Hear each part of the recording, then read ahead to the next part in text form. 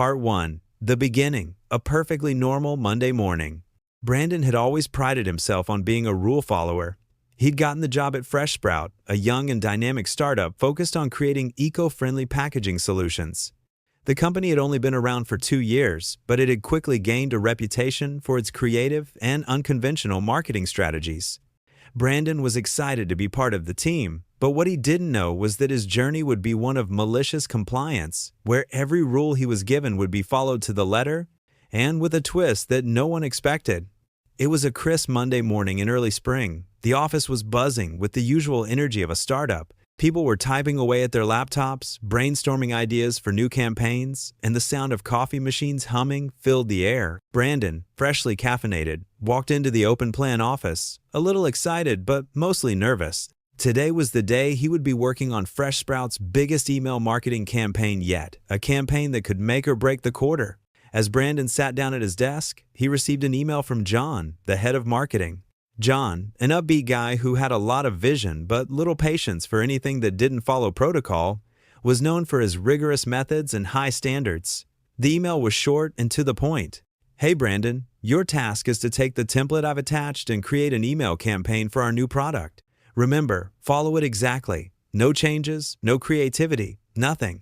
Brandon stared at the screen. He had heard whispers about John's obsession with following templates exactly, but this was his first time getting such a direct order. He thought about pushing back, maybe suggesting a more creative angle, but he knew better. Fresh Sprout wasn't a company that encouraged thinking outside the box, not when it came to things like templates.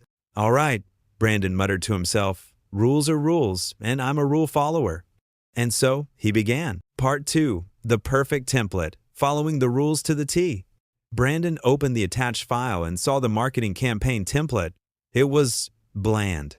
The kind of email you would send to a tired, uninspired list of recipients who had already unsubscribed 3 times. Everything about it screamed corporate: the font, the colors, the images. Even the CTA, call to action button, was designed to make you yawn. But Brandon was a professional, and he wasn't going to change a thing. He spent hours tweaking the copy to fit the required word count, ensuring that the colors matched the exact shade in the template, and double-checking every font size to ensure it met the template standards. He even used the same stock photos as the template. No changes, no creativity, just pure, unadulterated compliance. As he worked, a small, rebellious part of him wanted to do something to make the campaign stand out, something bold, something unexpected. But that voice was quickly silenced by the overwhelming knowledge that John would be watching. So, Brandon clicked Send to deliver the draft for approval. The email was ready. It was dull. It was safe. It was exactly what John had asked for. Part 3. The Feedback, a Shocking Response. When John finally responded to Brandon's email, his reply was short and cryptic. "This is fine. Just make sure to send it out to the list by 2 p.m. Brandon's heart sank. That was it? No feedback, no suggestions, no acknowledgement of effort? He had followed the rules perfectly, but somehow he felt unfulfilled. The whole thing felt like a formality. He had put in all the work, but the result felt lifeless. However, there was something about John's terse response that planted a seed in Brandon's mind. John had asked for compliance. That's what he wanted. He didn't care about creativity or innovative ideas. He wanted a checklist marked with all the correct boxes. And what better way to fulfill that than by following the rules in the most literal way possible? Brandon's eyes narrowed. He leaned back in his chair and began to hatch a plan. If John wanted him to follow the rules to the letter, then that's exactly what he would do. Every single rule. To the point of absurdity. Part 4. The Rebellion, Malicious Compliance Unleashed. The next day, Brandon sat down to finalize the campaign and prepare it for launch. He opened the template again and started adding some details to make sure it adhered to every single requirement John had mentioned. But this time, instead of just blindly following the rules, he added his own twist to the campaign. First, he changed the font size to something so tiny that it would strain even the most eagle-eyed reader.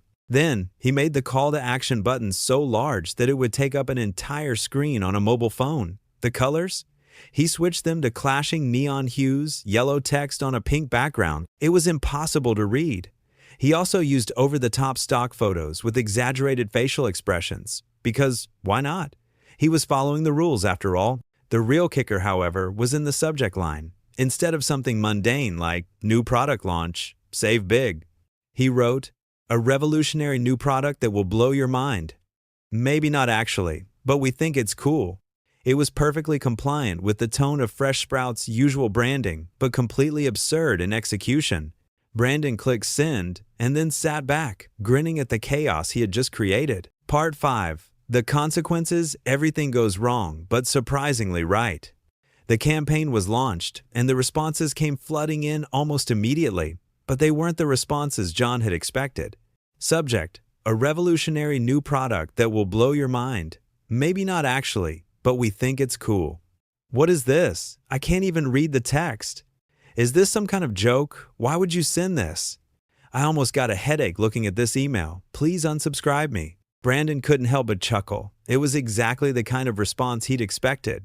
John was going to be furious. But then, something unexpected happened. The unsubscribes didn't come. Instead, the inbox began filling up with questions about the product. People were confused, but they were intrigued. The bizarre, unreadable email had captured their attention. They wanted to know more, even if they weren't entirely sure what they were getting into. Brandon looked at the data. Open rates were through the roof. Click-through rates were higher than any campaign Fresh Sprout had ever run. His malicious compliance campaign was actually working. John was right about one thing: the rules had been followed. But what no one had anticipated was that by following them too strictly, Brandon had created something so strange that it stood out in a sea of mundane corporate emails. Part 6. The Final Showdown. John's Realization. 2 days later, John called Brandon into his office. There was a nervous tension in the air as Brandon walked in. John, sitting behind his desk, looked up at him, his face a mixture of confusion and reluctant admiration. I don't know whether to praise you or fire you, Brandon, John said slowly. This campaign is insane, but it worked. The numbers are through the roof, but why? Why would you do it like this?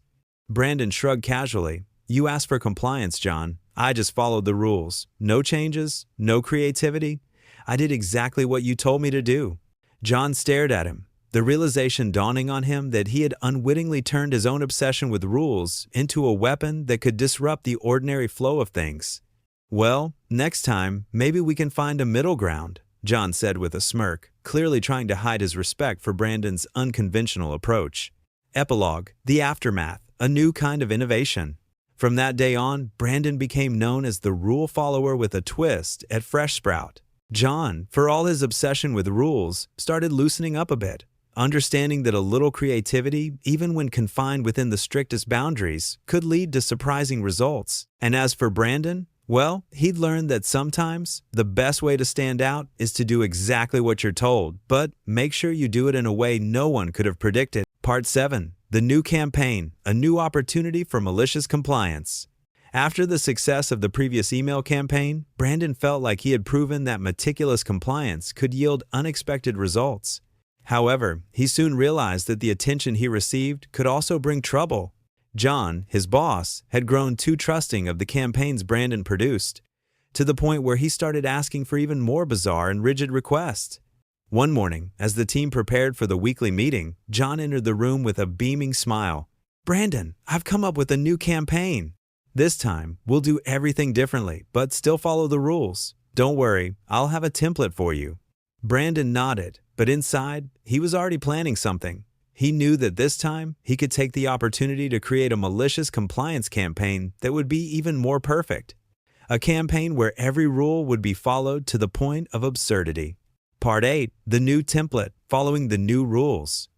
When Brandon received the new template from John, he realized that this time, the rules had become even more extreme. John wanted everything to be presented with special fonts, specific colors, and even a layer of imagery that couldn't be altered. But with a challenge hidden behind a smile, Brandon sat down and got to work. He wouldn't change a thing, but he would follow these rules in a way that John would never expect. Part 9. Creating Chaos with Exact Compliance. Brandon did everything according to the requirements, perfectly. He used the fonts that John requested, even increasing the font size to a point where it would be impossible to read. The colors? He chose the brightest neon backgrounds he could find, and instead of using normal images, he used completely unrelated visuals, making everything look chaotic and nonsensical. Part 10. The Response: Too Much of Everything.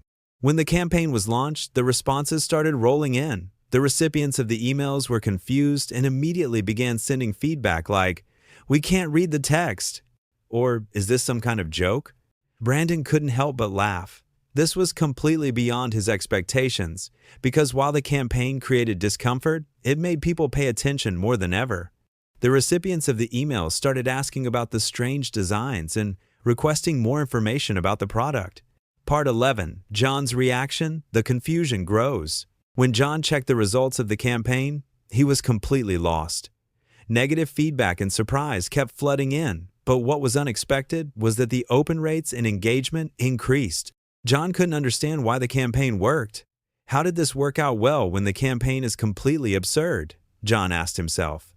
Part 12. The confrontation, Brandon's explanation. A week later, John called Brandon into his office to discuss the campaign. He wanted to know why everything went wrong but still worked. Brandon couldn't suppress his grin. "You asked me to follow the rules, John. I just did exactly what you told me to do," Brandon said calmly. John looked at him, confused, but couldn't deny the results.